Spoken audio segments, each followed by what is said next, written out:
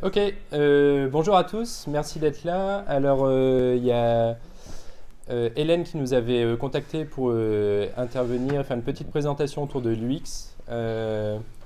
Donc, on a préparé ça avec Antoine Peset qui est là, qui est notre coach, notre mentor autour de l'UX et de l'agile depuis 1 an et demi.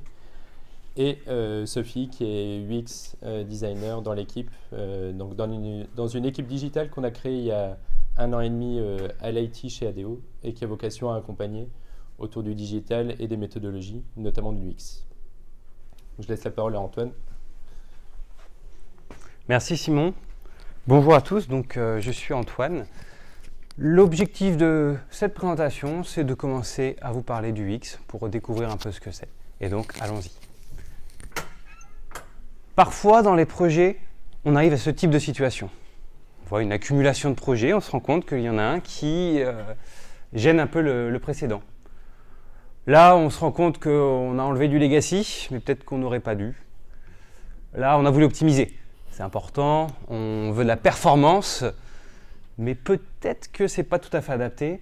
Et là, on s'est dit que, bon, on va faire une porte, parce que quand même, il fallait faire une porte. C'était important de la faire, cette porte.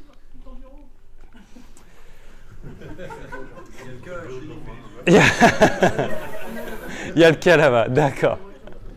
Le constat de tout ça, c'est que finalement, les produits qui sont présentés sont des produits qui sont inutilisables. Et c'est malheureux, parce que finalement, combien de temps et d'argent perdu pour réaliser tout cela? Et justement, mon constat, c'est que l'usage n'a pas été forcément pris en compte lors de la création des projets. Du coup, on a voulu enquêter à ADO et on s'est rendu compte que vous faites déjà un peu du UX. On parle de visite d'habitants, on parle notamment du fameux exemple de la tondeuse à 3 roues.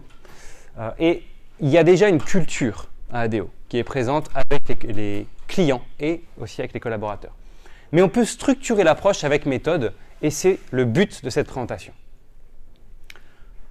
Notre proposition de valeur est la suivante. Gagner du temps avec l'UX. L'UX est une manière de gagner du temps dans les projets, d'être plus efficace.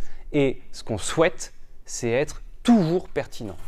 Que chaque projet réalisé, finalement, soit une réussite, notamment côté utilisateur, mais aussi côté business.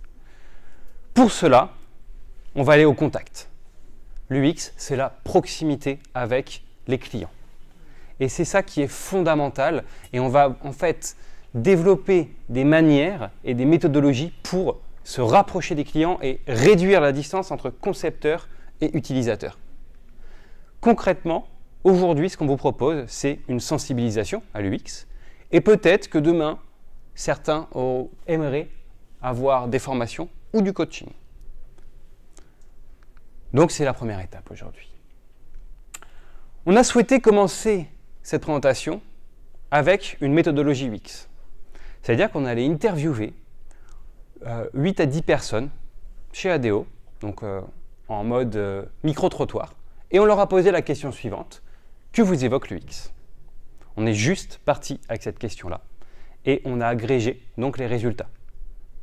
Tout d'abord, on voit quelques éléments de langage.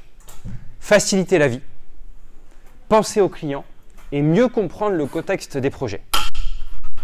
C'est les éléments clés qui sont ressortis principalement donc, des interviews. La deuxième partie, c'est qu'il y a une méconnaissance de l'UX et en même temps une appétence pour l'UX. Rassurant. Et finalement, moins cité dans les interviews, ça veut dire réaliser des tests, récupérer les retours utilisateurs, concevoir avec les utilisateurs ou une interface bien pensée. Alors que nous, donc Sophie et moi, on travaille dans l'UX, on craint beaucoup que ce soit confondu avec l'interface, avec le graphisme. Et finalement, on se rend compte que c'est un petit peu le cas, mais pas tant que ça. Que globalement, dans la culture, il y a déjà la notion de faciliter la vie, penser au client et l'effet un peu à côté qui permet de mieux comprendre le contexte, donc un effet collatéral. Comment on a donc construit notre présentation? Et la première partie, c'est celle-ci. On va d'abord vous parler de ce qu'est l'UX. Effectivement, penser au client, faciliter la vie. Dans une deuxième partie, on va vous parler de comment on peut mieux comprendre le contexte des projets. Et dans une troisième partie, la dernière étape, c'est les méthodologies de test et notamment de prototypage. Avec en filigrane, on espère que votre connaissance de l'UX va augmenter et que votre appétence va rester présente. Je passe donc la main à Sophie pour vous parler de l'UX en détail. Bonjour, donc moi ce que je vais d'abord vous montrer, c'est une vidéo d'une personne qui parle très bien de l'UX. C'est Don Norman, qui est le pape de l'UX en fait. C'est à partir de lui qu'on commence à faire de l'UX. UX conference in San Francisco. I got to ask Don Norman what he thinks about the term UX. Once upon a time, a very long time ago, I was at Apple. And you know, we said the experience of using these computers is weak. The experience, when you first discover it, when you see it in the store, when you buy it, when you can't fit it into the car, it's in this great big box, it doesn't fit into the car, and when you finally do get it home, opening the box up and, oh, it looks scary, I don't know if I dare put this computer together. All of that is user experience. It's everything that touches upon your experience with the product, and it may not even be near the product, it may be when you're telling somebody else about it. That's what we meant when we devised the term user experience and set up what we call the User Experience Architect's Office at Apple to try to enhance things. Now, Apple was already pretty good, so we were starting with a good product, making it even better. Today, that term has been horribly misused. It's used by people to say, I'm a user experience designer, I design websites, or I design apps. So they have no clues to what they're doing, and they think the experience is that simple device, the website, or the app, or who knows what. No, it's everything. It's the way you experience the world, it's the way you experience your life, it's the way you experience the service. Or, yeah, an app, or a computer system, but it's a system, it's everything. Got it?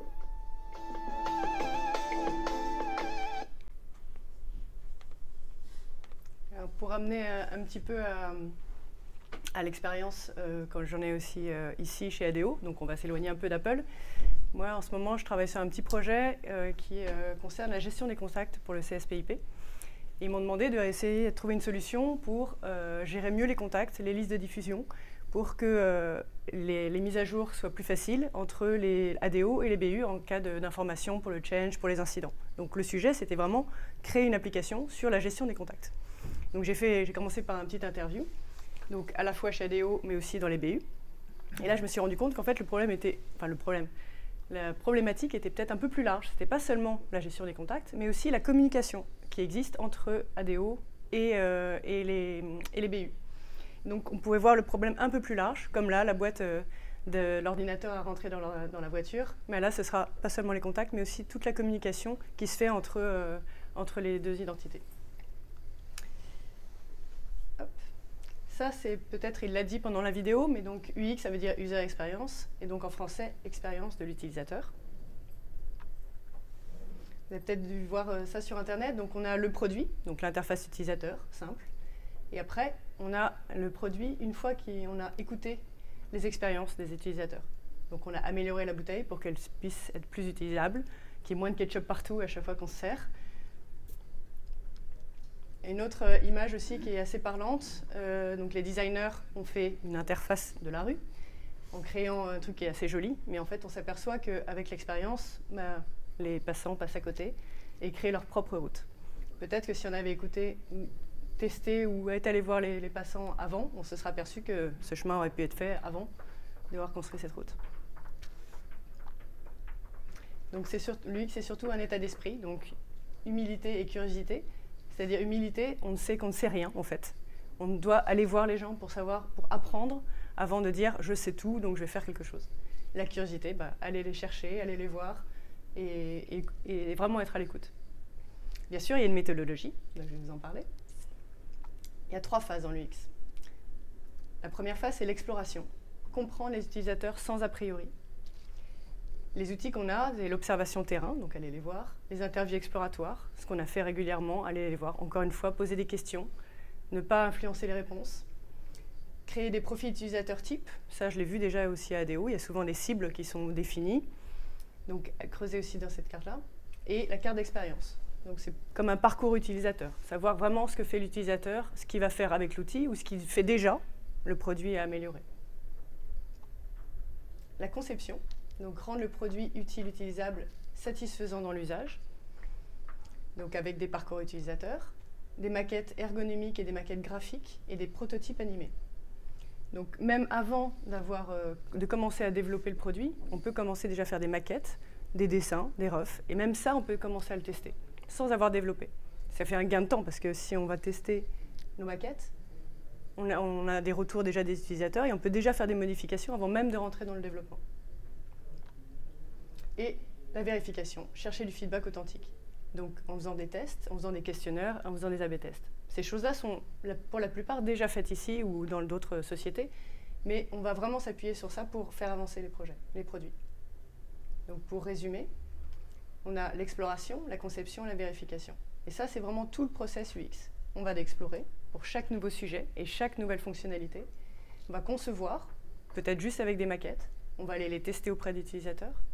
On va revenir en conception pour faire les modifications, les changements, le développement si on a eu raison sur nos hypothèses, et revérifier. Et tout ça, tout le processus va avancer comme ça. Et si on s'est trompé, eh ben, on recommence. C'est pas grave, parce qu'on sera dans la phase du début. Et après, pour chaque fonctionnalité nouvelle, ou chaque idée, hop, on explore, on repose des questions, et on repart en conception et en vérification. Et à la fin, le produit, vu qu'il a été testé maintes fois, on sait qu'il va être utilisé. Antoine, je te laisse passer sur mieux comprendre les contextes des projets. Vaste sujet.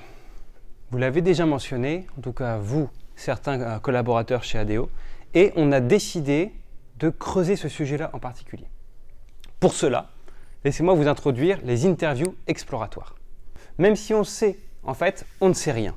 C'est vraiment fondamental et l'enjeu est de passer d'une posture de sachant à une posture d'humilité. Et ça, c'est vraiment le plus gros changement qu'il y a en termes de posture et que l'on peut voir finalement assez régulièrement. C'est-à-dire que quand on va aller interviewer des personnes, on va s'intéresser à comment elles utilisent aujourd'hui les outils en l'état et on ne va pas être là pour la corriger, pour lui expliquer. On va juste là pour être observé et accepter la situation telle qu'elle est. Si jamais les personnes ont mal compris, si elles utilisent mal, en fait, il faut l'accepter et agir par rapport à ça. Et vraiment, ne pas biaiser du tout l'expérience, c'est fondamental. Donc ce que l'on souhaite, c'est de découvrir les émotions liées au sujet. Pour cela, on va adopter une posture d'écoute active et concrètement, une interview exploratoire, c'est une interview qui est non guidée. On va donc écouter, non pas pour répondre, mais pour comprendre. Et ça, c'est vraiment la posture d'écoute active. L'écoute active, qu'est-ce que c'est? C'est une écoute pleine et entière, écoute, et active dans le sens où on va faire parler l'autre grâce à des techniques de reformulation où on va aller creuser les émotions qui vont permettre de tendre la perche pour aller encore plus loin. On ne va ni interpréter, ni juger. C'est extrêmement difficile, on n'a pas l'habitude et pourtant, c'est comme ça que l'on va pouvoir aller très loin et que l'on va pouvoir établir la confiance avec nos clients, mais aussi avec les autres parties prenantes. C'est-à-dire que l'écoute active, ce n'est pas seulement un outil professionnel pour les clients, c'est aussi professionnel pour nos équipes, voire personnel.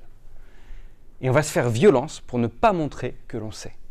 Vraiment une écoute pleine et entière. Et donc, on va adopter une posture de curiosité extrême. On va nommer l'émotion et on va creuser le vécu. C'est-à-dire que finalement, si une personne nous paraît hésitante lorsque l'on adresse un sujet, on va pouvoir lui poser la question, mais tu as des inquiétudes du coup sur ce sujet-là? Et par rapport à ça, elle va pouvoir rebondir et avancer derrière. Et c'est de cette manière-là que l'on va comprendre précisément quels sont les problèmes et les besoins. Ce qu'on vous propose, vu qu'un exemple vaut 1000 mots, c'est de le faire en live. Est-ce qu'il y a quelqu'un parmi vous qui apprécie le bricolage et qui est à l'aise pour venir face à moi et vivre une interview exploratoire? Et donc on y va. Bonjour. Bonjour.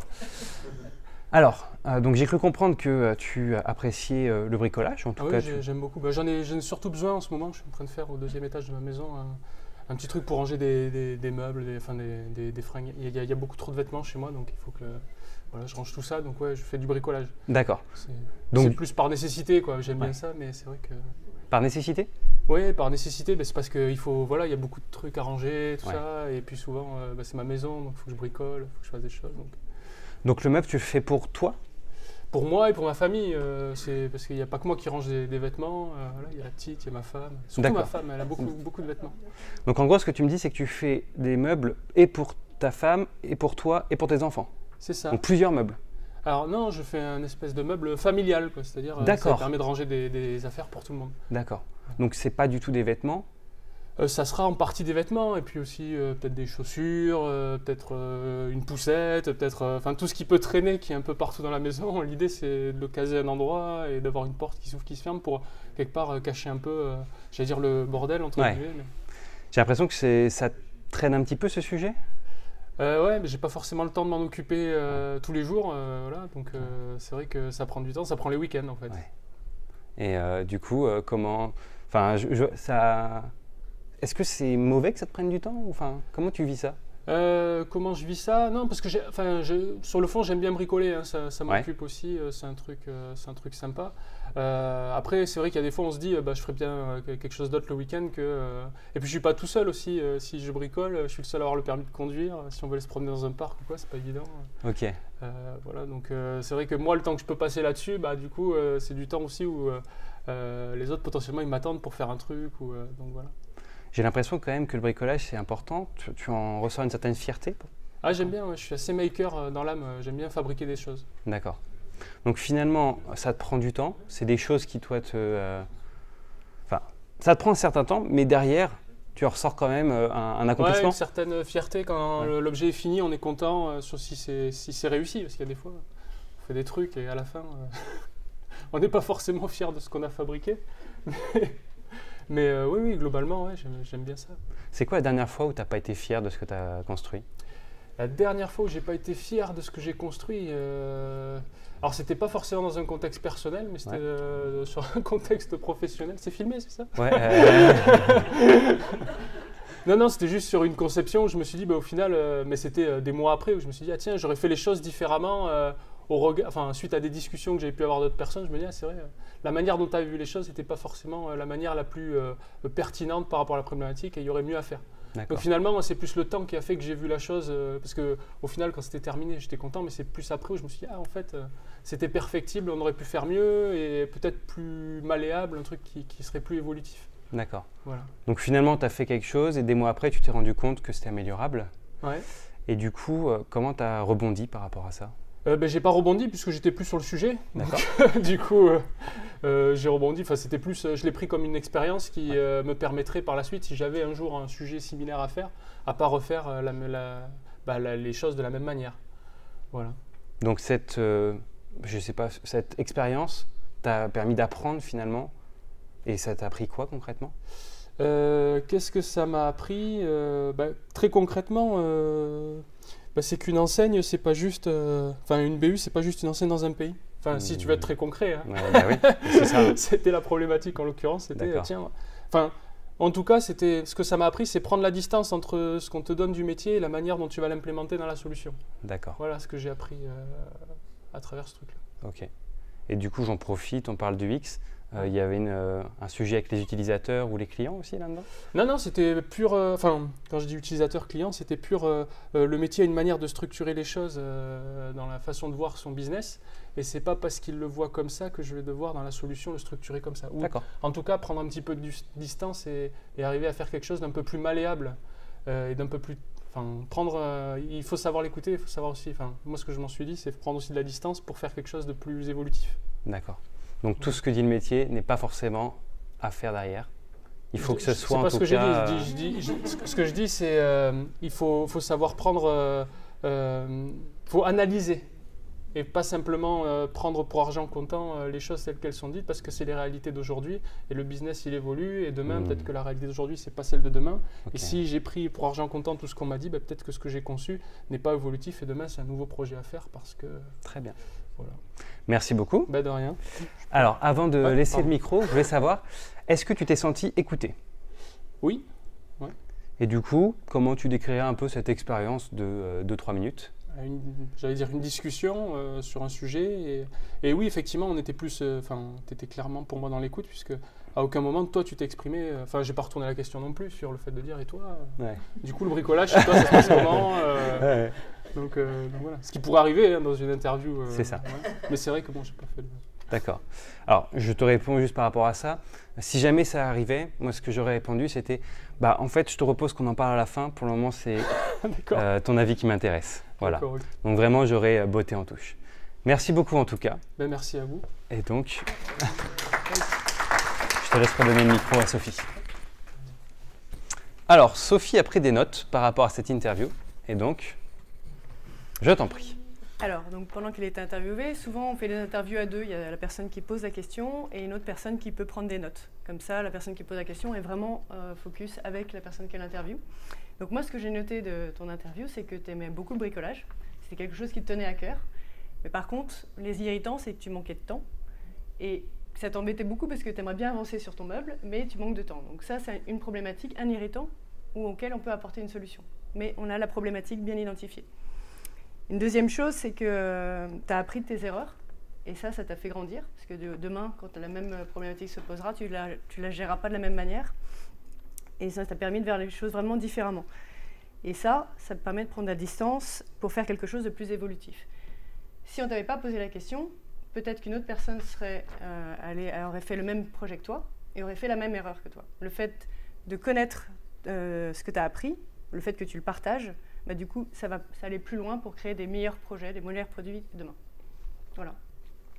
Moi, ce que je noterais là-dedans, c'est que finalement, on part d'une question anodine, c'est tiens, le bricolage, et puis finalement, tu as même embrayé assez rapidement, et on arrive sur des projets. Et en réalité, c'est souvent comme ça. C'est-à-dire que quand on aborde les gens avec une question, on offre en fait finalement un sujet, et derrière, il peut se passer n'importe quoi. Et il faut l'accepter. Donc nous, on est là un peu pour orienter un peu les éléments, mais si ça nous semble intéressant dans le périmètre, eh bien en fait, allons creuser ces sujets-là. Ce qui m'intéresse, c'est l'évocation naturelle qu'ont les gens. Je ne vais pas m'amuser à aller les guider sur des sujets que j'ai choisis, j'ai envie qu'eux me parlent de leur quotidien, de leur vie, et derrière, ce qu'ils me racontent, ils le raconteront à leur entourage. Donc je sais que c'est les éléments de langage qu'ils utilisent seront les mêmes auprès de leur entourage.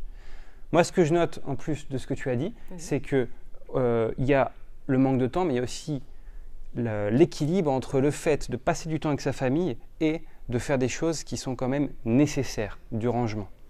Et dans le projet, moi, ce que j'ai identifié, c'est une émotion de tristesse. C'est-à-dire qu'en fait, il s'est passé quelque chose. Voilà. Je pense que tu en as fait le deuil. C'est qu'au bout d'un moment, tu t'en es rendu compte. Bon, voilà, c'est comme ça. Et maintenant, on avance, on rebondit, et la prochaine fois, je ferai différemment. Donc ça, c'est comme ça que je l'ai identifié. Et aussi, une émotion de joie sur le bricolage. Vraiment quelque chose de la fierté. Je n'ai pas trop creusé ce sujet-là parce qu'on est parti sur autre chose. Mais si je te pose la question maintenant, est-ce que toi, tu as déjà partagé les éléments que tu as construits, que tu as mis en place? Oui. Et puis avec d'autres personnes qui, je pense, sont un peu dans le même état d'esprit sur le sujet. Donc tu leur montres et puis... Oui, et puis je suis content aussi quand on me montre des choses qui ont été faites. Voilà. Donc la joie, c'est le partage. Et le besoin qu'il y a derrière la joie, c'est le partage. C'est pour ça que finalement, c'est des choses qui sont assez naturelles et on entretient cette émotion-là. Voilà donc pour une interview exploratoire et le concept finalement de l'exploration. L'exploration, c'est le fait d'aller sur le terrain, d'ouvrir le champ des possibles sans avoir la solution en tête. Donc c'est extrêmement difficile pour nous, concepteurs, parce qu'on a travaillé sur les outils. On sait ce qu'on fait et on sait ce qui a été fait. Donc là, l'idée, c'est d'y aller sans filet. Une fois qu'on a fait nos interviews, on va pouvoir mettre en place les cartes d'expérience. Ce qu'on souhaite, c'est prioriser grâce aux émotions extrêmes. Point de satisfaction ou point de douleur. On va donc reproblématiser la situation Et concrètement, une carte d'expérience, c'est un parcours utilisateur designé. Voici l'exemple de la carte d'expérience de la formation pour ADO. On a eu un brief par une équipe RH qui nous a dit on souhaite faire une refonte de la plateforme de formation. Très bien, donc là on a un brief précis. Et ce qu'on a proposé, c'est de remonter un pas en avant en disant est-ce qu'on pourrait aller voir des utilisateurs et leur poser la question suivante qu'est-ce que ça t'évoque la formation chez ADO? Donc on a vu entre 15 et 20 personnes, ici sur le siège, en magasin, on est allé voir aussi du côté de chez Bricoman, et bref, on est allé voir des profils variés et on en a fait cette carte-là. Qu'est-ce que c'est que cette carte? Globalement, c'est une répartition par étape avec les éléments d'interaction, ses pensées et ses émotions. Et on voit finalement que par rapport au brief, on identifie clairement dans l'étape « je cherche une formation adaptée » un agacement qui est lié au fait de ne pas trouver la formation. Donc ça, on l'a identifié et puis on l'a présenté à un groupe multidisciplinaire, donc avec de l'IT, des RH, des personnes de magasins, bref, un groupe un peu global. Et on a reproblématisé. Le problème, c'est pas que la personne ne trouve pas sa formation sur l'outil précis. Le problème, c'est la visibilité. Donc, comment pourrions-nous apporter de la visibilité sur les formations existantes? Et à partir du moment où on remonte d'un cran, effectivement, la refonte peut être une solution. Mais il peut y en avoir d'autres. Et peut-être qu'une simple feuille de papier avec les nouvelles conférences, nouvelles formations collées au mur à la cafétéria, par exemple, pourrait donner de la visibilité sur les formations existantes. Un autre exemple, on a identifié que dans le parcours, les personnes, notamment en magasin, ont un vrai problème lorsqu'elles veulent faire leur formation parce que la planification s'est bien passée, mais vient le jour où je dois faire la formation. Et moi, malheureusement, je suis en quincaillerie. Et la quincaillerie, parfois, je suis seul. Et malheureusement, je vais être seul sur le planning quand il y aura ma formation. Du coup, je ne peux pas y aller. Comment pourrions-nous faire en sorte que chaque formation arrive au bon moment? C'est volontairement large, mais derrière, c'est une problématique qui va nous permettre d'itérer et d'avancer. Et dedans, il y aura peut-être des plannings, il y aura peut-être du process, il n'y aura pas que de l'IT, et tant mieux. Mais on peut aussi avancer sur des éléments, sur des émotions extrêmes de joie, par exemple. Au contraire de la frustration quand on ne peut pas faire la formation, on a eu une impatience à vouloir faire cette formation. Il y a une appétence, on s'est rendu compte de ça, pour réaliser cela. Et c'est une tendance globale, ce ne sera pas pour tout le monde, mais une tendance globale, notamment en magasin et chez ADO, pour certains sujets. Et donc, comment pourrions-nous faire du teasing autour de ta future formation? On a vraiment identifié une volonté de pouvoir avancer sur ces sujets-là. Et donc, on se dit, si les personnes nous en parlent naturellement, c'est que c'est important pour elles. Et en reformulant de cette manière-là, on peut imaginer peut-être que on entretienne cette émotion de joie, donc dans le partage, et finalement, on partage le fait que la personne y aille, et que peut-être elle embarque d'autres personnes, ou alors il y avait aussi une personne qui était donc en magasin, qui était passée formateur, une vraie fierté. Et le fait de pouvoir partager le fait qu'elle forme, c'était quelque chose qui était important pour elle. Ce qu'on cherche, ce n'est pas la solution, c'est le problème dans ce livrable.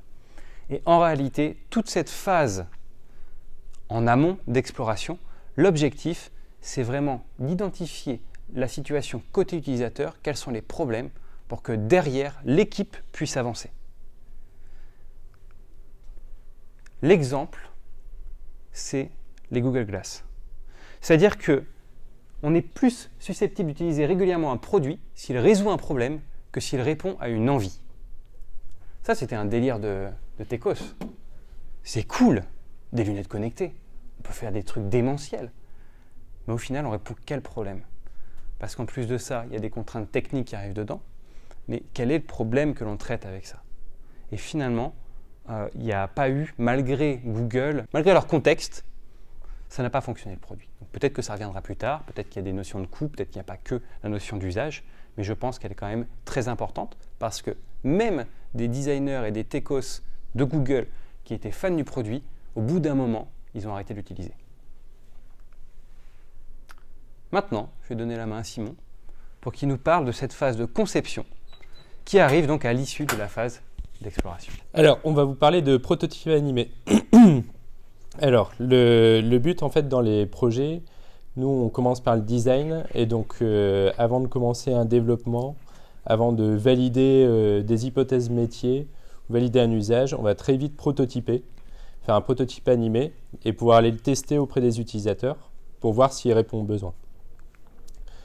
Donc, le but, c'est vraiment de permettre de dérisquer une problématique, de valider et d'être sûr qu'on répond réellement à un besoin. Donc ça peut être par une suite d'écrans. Donc on va vous montrer des exemples de prototypes animés. Donc il n'y a aucun développement, c'est vraiment uniquement des écrans. Et on a pris ces écrans, on peut les mettre sur des téléphones, on peut vraiment faire et simuler le fait que ce soit un peu comme une application. Et donc on va aller vraiment sur le terrain, en proximité, on parlait de proximité tout à l'heure, en proximité des utilisateurs, avec des vrais utilisateurs, pour leur montrer et prendre du feedback. Le but, c'est vraiment d'éviter de penser à la place des autres et de penser qu'on a la bonne solution. C'est vraiment d'aller montrer les prototypes et prendre du feedback.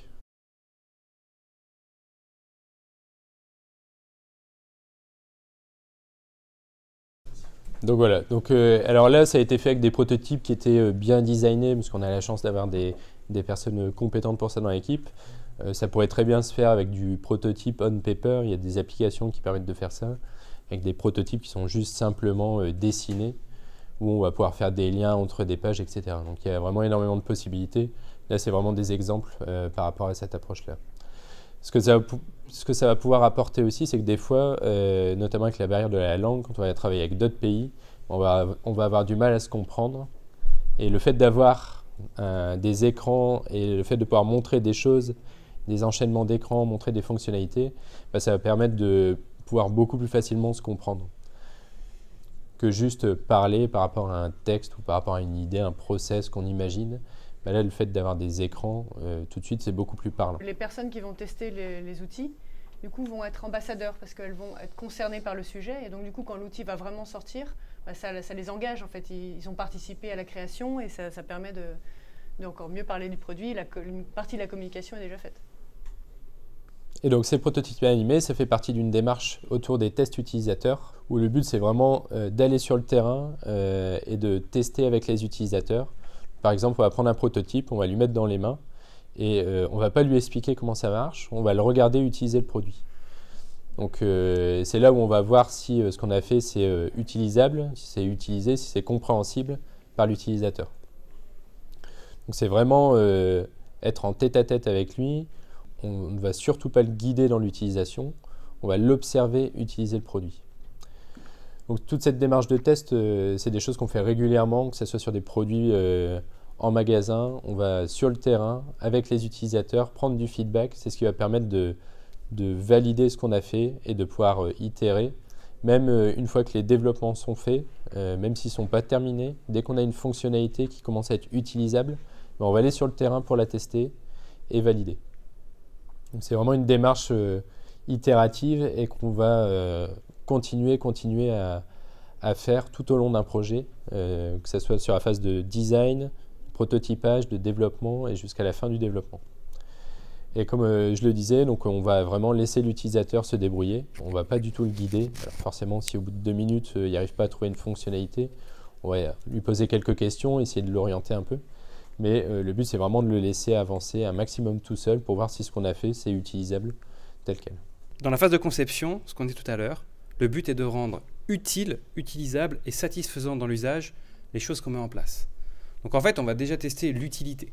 C'est se rendre compte si ce produit, dans le cadre du process global et du contexte, si c'est intéressant. Ensuite, ce dont tu me parles, c'est l'utilisabilité. C'est-à-dire, est-ce que ce qu'on a mis en place, est-ce que l'ergonomie, finalement, convient aux personnes? Donc en fait, on va s'en rendre compte. On va le tester et on ne va pas demander icône par icône. On pourrait, hein, mais c'est du feeling. Et en voyant, finalement, en mettant dans les mains cet outil, dans les mains de 5-10 personnes, on va voir quelles sont les tendances. Et peut-être qu'il y a une ou deux personnes qui vont vraiment bien comprendre, bien piger parce qu'ils sont experts d'Android. Mais en fait, avec un panel un peu plus large, on va se rendre compte. Et même avec des utilisateurs avertis, on va avoir parfois un mot qui n'est absolument pas clair du tout et qui va rendre confus toute l'utilisation. Et enfin, ce qui est important, c'est la satisfaction dans l'usage, le côté émotion. Et cette partie-là, ça passe par l'interface et aussi par le process global, par finalement la valeur que ça apporte derrière. Donc voilà en fait ma réponse, c'est que oui, on traite l'utilisabilité, mais pas que dans les tests. Et c'est ça qui est intéressant. Là, la question, c'est le choix des utilisateurs. Donc, mon postulat est de dire qu'un test vaut mieux que pas de test du tout. Et si on est en train de se monter le bourrichon en disant « Oui, alors lui, il n'est pas tout à fait machin », je préfère tester. Maintenant, ce qui se passe, et c'est ce qui va arriver là, c'est que j'aime quand même pouvoir mettre des questions qui sont excluantes. C'est-à-dire que si jamais, je dis n'importe quoi, mais on va dire l'application est une interface entre un conseiller de vente et un client, et que la personne en face de nous n'a jamais affaire à des clients face à face, on ne va pas lui poser la question, parce que ça n'a pas de sens. Par contre, on pourrait poser la question à une personne qui a été anciennement conseiller de vente et qui envoie encore quelques-uns des clients. Donc voilà, on pourra ajuster et on fera au mieux, de manière pragmatique. C'est-à-dire que je préfère personnellement dire on va une demi-journée en magasin et on voit le plus de gens dans la cible possible, plutôt que de dire alors on va mettre un rendez-vous là, puis là, et comme ça on est sûr que c'est bien ciblé. Ce qui est sûr, c'est qu'on va le tester avec des vrais utilisateurs. On ne va pas le tester entre nous. Ce n'est pas nous qui allons répondre par rapport en tout cas à l'usage de l'application. Donc après, des fois, ça peut faire un peu peur. On se dit, l'utilisateur, on ne va jamais faire tout ce qu'il dit. Alors nous, on a une maxime qui est marquée dans notre bureau, c'est les concepteurs ne sont pas utilisateurs. Donc ça veut dire qu'on ne va pas réfléchir et dicter des choses à la place de l'utilisateur. Et à côté de ça, l'utilisateur n'est pas concepteur. C'est-à-dire qu'on ne va pas faire tout ce qu'il dit. Le fait d'aller voir les utilisateurs, ça ne veut surtout pas dire qu'on va faire tout ce que demandent les utilisateurs. Mais ça veut dire qu'on va les écouter pour mieux les comprendre et ensuite concevoir une solution qui est adaptée. Bon, nous, on a des personnes qui sont UX designers, donc qui vont aller avec les utilisateurs sur le terrain, mais nous, toute l'équipe, les développeurs, toute l'équipe va sur le terrain pour tester les solutions. Toute l'équipe va sur le terrain pour mieux comprendre aussi les utilisateurs. La question, c'est analyse métier, analyse technique. Dans des projets, comment ça se passe? Nous, notre enjeu, c'est la proximité. Et on cherche tout ce qui va mettre finalement de la distance entre les concepteurs et les utilisateurs. On va essayer de supprimer ça. Et d'embarquer tout le monde très régulièrement auprès des gens. Et tout à l'heure, ce qu'on disait, c'est que nous, notre point de vue, c'est que l'équipe de conception, donc l'équipe, ce n'est pas juste des développeurs, designers, chefs de projet, product owner, on les appelle comme on veut. Finalement, c'est elle qui va prendre les choix, qui va être autonome sur ses choix. Ça veut dire que finalement, nous, la manière dont on fonctionne, l'équipe est au centre de 3 éléments, les utilisateurs, le produit et la technique. Ça veut dire que ce que disent les utilisateurs, on ne va pas forcément le faire. On va l'analyser, on va l'interpréter. Ce que dit le métier, on ne va pas forcément le faire, on va l'analyser. Et ce que dit la technique, de la même manière, on va prendre en compte les contraintes, mais on va arbitrer par rapport à ça. Et ça, c'est fondamental. Notre enjeu, c'est de responsabiliser l'équipe et de faire en sorte que ce soit elle qui fasse ses choix et qui aille voir les parties prenantes en tant que conseil, parce que son but à cette équipe, c'est que le produit réalisé soit une réussite. Ce n'est pas qu'il sorte, c'est qu'il marche bien. L'enjeu, c'est d'être toujours pertinent. Et donc, une manière de faire ça, c'est d'embarquer tout le monde sur le terrain, parce que ça donne un sens fou de faire ça. Donc ça permet d'être toujours plus pertinent. Aujourd'hui, sur les applications qu'on développe, on branche des outils d'analytique, donc qui permettent d'analyser l'usage des solutions qu'on développe. Aujourd'hui, sur tous les produits qu'on a développés, 100% des fonctionnalités sont utilisées. Moi, j'ai vécu des moments assez magiques dans ma vie antérieure à l'IT, quand je bossais pour la proximité, par exemple, où on a été voir des personnes en magasin parce qu'on avait un bug. Alors on allait sur le terrain pour mieux comprendre le bug et on s'apercevait qu'il y avait des écrans qui n'étaient même pas utilisés, des écrans où on avait passé des fois 10 jours à galérer sur des requêtes SQL, à faire, c'était sur Generix, à faire des écrans et tout, et on s'apercevait au final qu'ils n'étaient même pas utilisés. Donc toute cette démarche, elle vise aussi à apporter et à faire qu'on va concevoir des usages qui sont utilisables et utilisés. Juste pour conclure, on va parler de formation. Alors c'est pas vraiment une formation, c'est une journée de découverte beaucoup plus approfondie autour de l'UX. Il y en a une qui a eu lieu en septembre. Le but c'est vraiment de voir de façon beaucoup plus détaillée le panel, le panel méthodologique d'outils autour de l'UX et d'avoir une partie de la journée qui est de la pratique, du travail pratique avec ces méthodologies. L'avantage c'est que ça vient compléter, là on vous parle juste des méthodologies, là ça permet de pratiquer pour mieux comprendre. Et aujourd'hui, on a on a pas mal de personnes chez ADO, l'air de rien, qui travaillent sur l'UX. Dans la Digital Tribe, c'est l'équipe digitale. Donc aujourd'hui, on a 4 UX designers qui sont aussi graphistes, donc qui ont une double compétence. On a une communauté, on a lancé une tribu UX donc, qui rassemble les différents UX qu'on peut trouver par exemple au niveau du SI Vente, chez Leroy Merlin France et dans les équipes digitales pour échanger. Ça reste des sessions qui sont ouvertes. Alors il faut qu'on communique un peu plus sur Unity. Il y a déjà eu 3 réunions de la tribu UX, mais le but c'est que ça soit aussi accessible à tout le monde. Notre bureau est ouvert. Les portes sont complètement ouvertes si vous voulez venir discuter avec les UX, regarder un peu ce qui a été fait, les expériences qu'il y a eu, aller beaucoup plus loin. Notre bureau il est complètement ouvert, il n'y a vraiment aucun souci, c'est avec grand plaisir. C'est une équipe de passionnés. Et voilà, pour information, on va aussi lancer tous les jeudis de 13h à 15h, ouvrir le bureau en mode accélérateur de projets, accélérateur d'idées, pour venir avec votre idée et venir vous faire accompagner si vous avez envie avec des nouvelles méthodologies autour de l'UX, du design thinking, de l'agile. Donc c'est encore une fois une équipe de passionnés qui sera là pour vous aider de façon complètement ouverte et très bientôt. Merci. Merci.